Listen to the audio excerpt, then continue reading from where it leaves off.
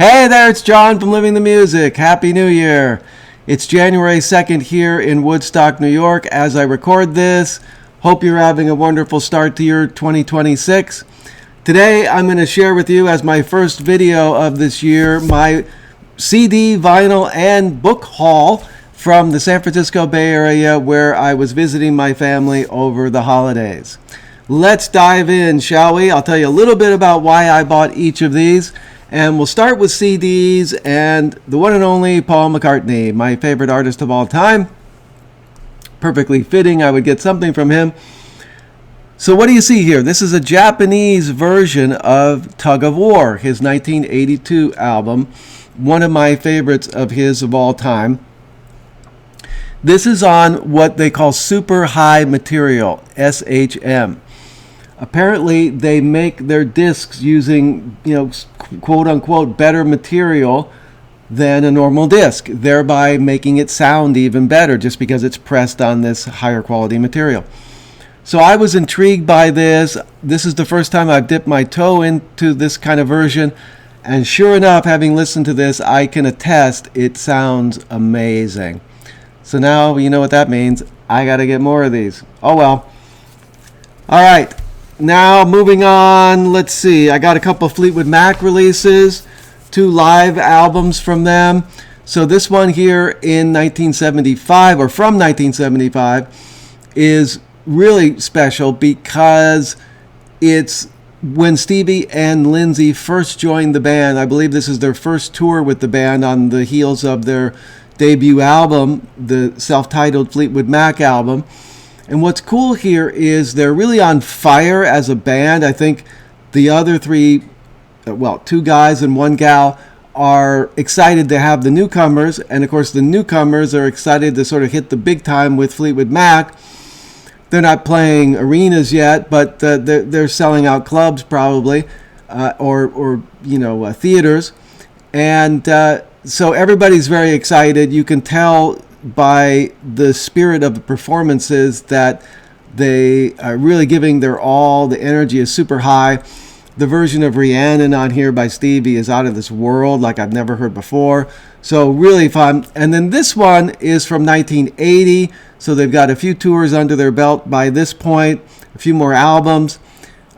This was released, as I say, a long time ago, but this is an updated version with several more songs that weren't on the original release of this. So this sounds fantastic too, remastered, and it has a couple of songs even on the original of this that you couldn't get anywhere else, like Fireflies by Stevie, which is one of my favorite songs of hers. All right, then next up we got the deluxe edition of Who Are You by The Who.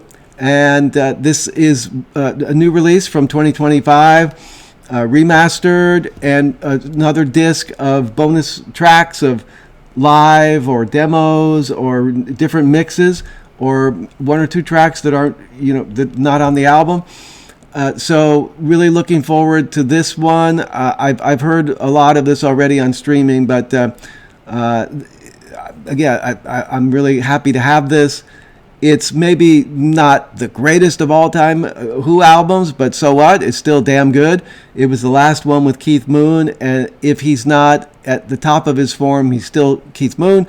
So he brings all his kinetic energy, and Pete's still writing fantastic. John's writing fantastic. Their playing is great together. Roger's singing incredible. So love this one. Next up, we got Eric Martin Band. Now, this is a little bit more obscure for some people, but you may know him as the singer of Mr. Big, the band with Billy Sheehan, and they had a big hit called To Be With You back in the 90s. So this is his first release with his own band called the Eric Martin Band. This came out in 1983. I was a big Eric Martin fan, having grown up in the Bay Area in San Francisco. He's a Bay Area boy. He wasn't born there, but his family moved there, and he basically stayed there the rest of his life. And this is one of my favorite albums. I love this album. It's pure pop, 80s pop, if you will, but he's a great singer, so he's going to bring that soulful excellence that he brings to all his material. But this being his first release, he's still really, at the top peak of his game. And also, this is by Rock Candy, as you can see with the sticker. And Rock Candy does these reissues of these kind of classic acts, sometimes unheralded acts, but giving them a second chance at life here with the fans. And they got a lot of bonus tracks on here. They do a booklet with new interviews, so this is fun to have. And then the cool thing also was that as I was checking out with this purchase, among others, the guy said that Eric came by this record store or frequents it quite often, and he had told the guy who owns it, listen, if people buy my material, I'm going to give you some CDs to throw in for them, some signed CDs. So he gave me 2 signed CDs by Eric Martin. These are from the 2000s. You got I'm Going Sane and Destroy All Monsters. As a big Eric Martin fan, of course, I already have these, but now it's fun to have the signed versions. And I just thought that was so cool of Eric to do that. I already thought he was a great guy, but I stand by that even more, having received this kind of anonymous, like he didn't know who it's sort of anonymous gift to me, but really special on his part to do that. That's Watts Music in Novato, California, by the way. Great guy that owns that place. All right, next up, I got this Billy Squier double CD. So this has Emotions in Motion and Signs of Life on it. I already have Tale of the Tape and Don't Say No on CD. So it's now fun to add to my collection his next 2 albums. These are both fantastic as well. Filled with incredible songs. I love his voice. Big Billy Squier fan. Okay, another Paul release. This is Red Rose Speedway. And this is from his 1993 release of all of his material up to that point. He called it the Paul McCartney Collection.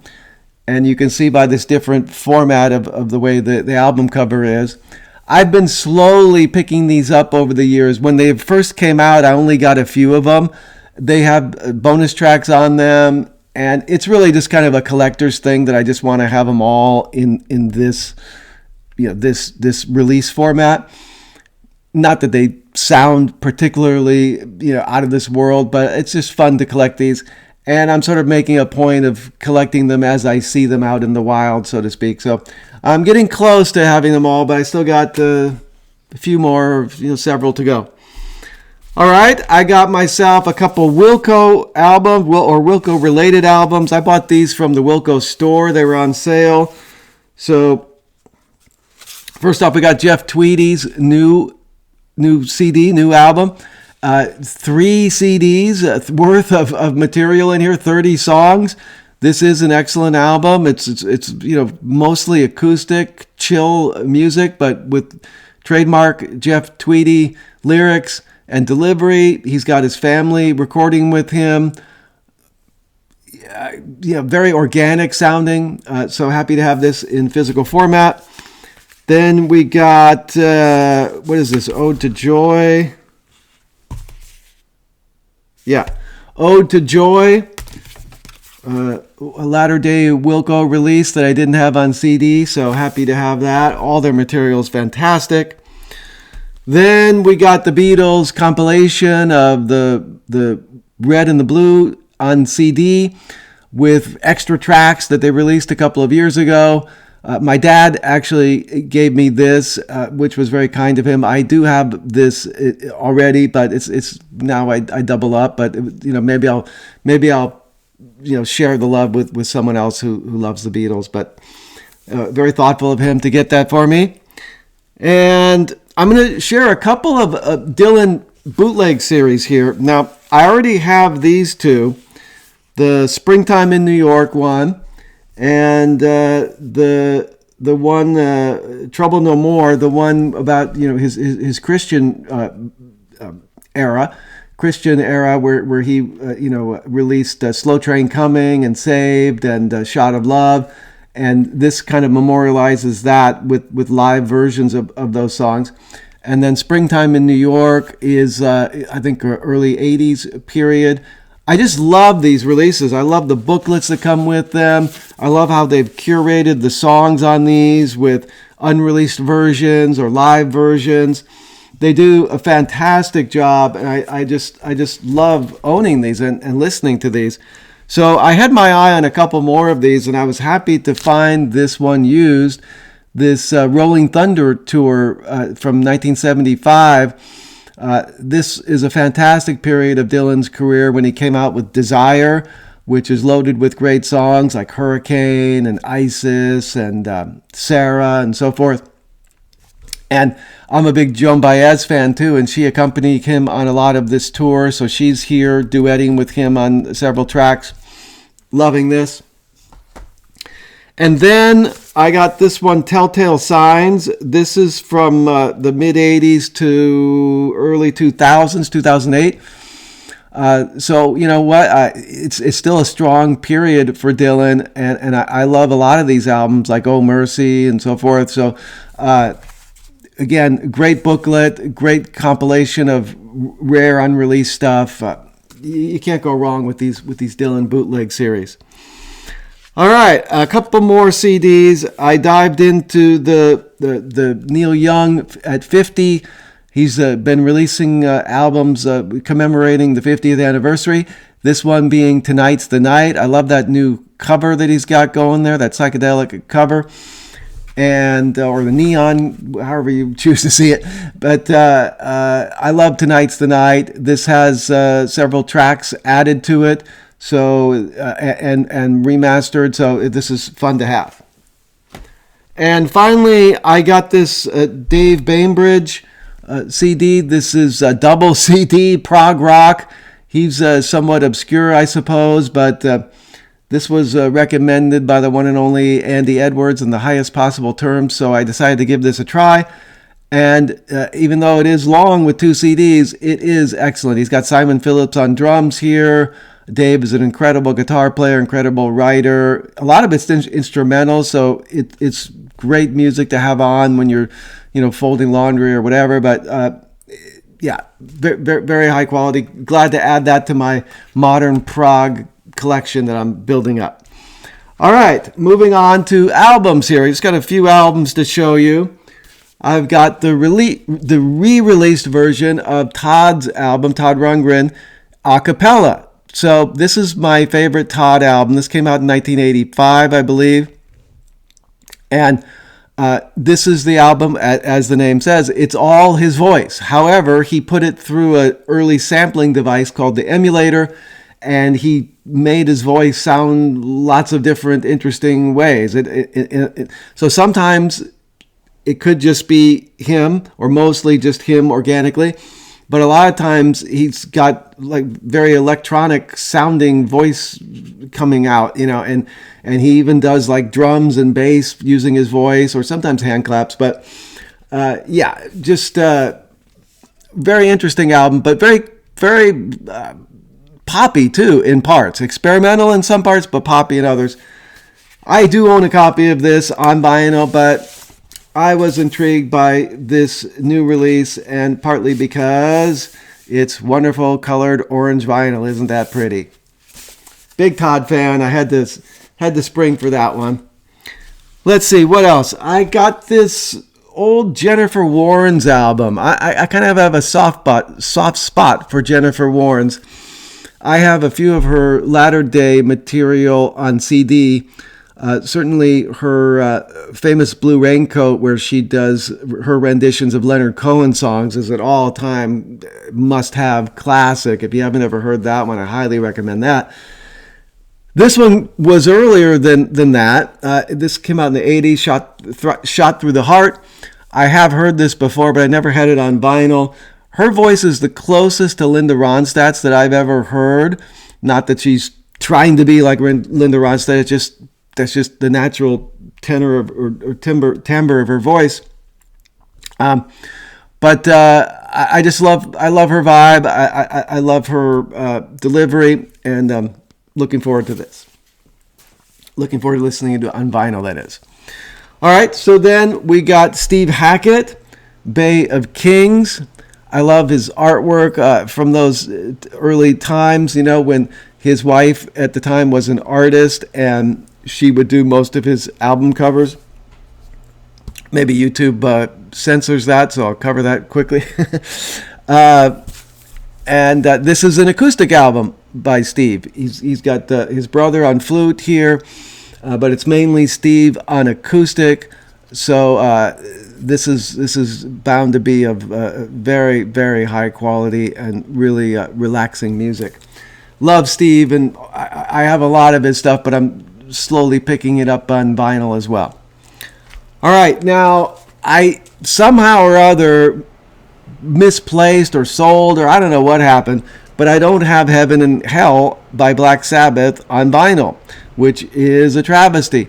I've been kind of waiting till I could find like a original from the UK or somewhere in Europe, but I've just been looking and looking and looking, and I haven't found them. So of course I could go to Discogs, but I saw this re-released version and I just decided to fill this hole in my collection and get it. I'm sure it's going to sound fantastic. I'm a big Ronnie Dio fan, so Heaven and Hell is one of the masterpieces that they ever released, in my opinion. And it's Ronnie at the top of his game. So, and it's got an extra disc of extra sort of bonus tracks of live and different edits of the songs. So, looking forward to that. I mentioned Neil Young's 50th release or 50th anniversary releases. So this time I decided to spring for On the Beach. This was also a part of his so-called Ditch trilogy, which you may have heard of. After Harvest came out and he had all that success, he says, I don't want to be, in the mainstream. I'd rather be in the ditch. So he started releasing these more difficult albums, if you will, like not so commercial at first, or at first glance or first listen, but they're extremely high quality and they're classics now. On the Beach, right up there with Tonight's the Night, in my opinion. So I never had this on vinyl, and it also comes with this wonderful clear version, which I thought was cool. So too good to pass up, and I just love that album so much. I want to listen to it on vinyl as well. And finally, we got Skylarking by XTC. I've got a few versions of this too, but I don't have the Steven Wilson remix, which was done a few years ago. So I really wanted to hear this on vinyl. I know Steven takes meticulous care to do his remixes, and he partners with Andy Partridge very closely. So I'm sure this is going to be incredible, and I think I have it on CD, but I want to hear it on vinyl as well. So love to have that. All right, so that completes the music. Now, for those of you still interested, let's go into books. So this will give you a little insight into what I like to read, which sometimes I can get into just sort of mainstream books. Like I did read Dan Brown's latest Secret of Secrets, and I like the Tuesday Murder Club books that are been going the last few years. Those are a lot of fun. But I also like very obscure history as well, and I love my Peloponnesian War, folks. So much written about war back in the 5th century BCE between Athens and Sparta and their assorted allies. This book by Peter Green covers one period of that war when Athens attacked Sicily in disastrous fashion. I've already read about that in some detail, but I haven't read Peter Green's version, and he's an excellent historian of ancient Greece. So, you see this in the store, and it's like, God, I didn't even know this existed, but now I got to read it. All right, then I got this book about Edward I, British monarch. I love this British, the Yale, actually it's called Yale English Monarchs series. I've already read the Richard I one and the King John one. So this is wonderful to have also. This is like history at its finest, with great analysis, backed up with the finest research. And these guys are tremendous writers too. Like they really bring you into the story and captivate you. So I'm sure this is going to be fantastic, although, yeah, it'll take me a little while.